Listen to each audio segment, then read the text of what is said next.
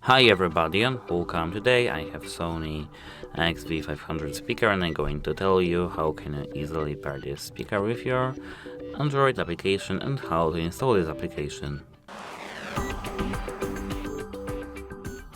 At first, open Play Store. Here search for this application in the search bar. Sony. And the second one, as you can see, Sony Music Center. Here we have to tap install button. And now we have to wait a moment until our app installs. As you can see, now we have installing, and now we have to open this app. Here we can allow for notifications and select our region.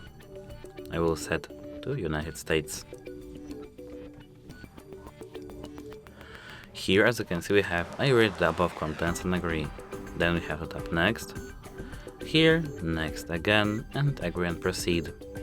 Here, as you can see, currently Bluetooth connection is available. Since permission for neighbor device is not given, we have to tap OK and give permission. As you can see, here we have our SRS-XV500 speaker. And now we are automatically paired with our application. That's it, hope it helps you. Goodbye!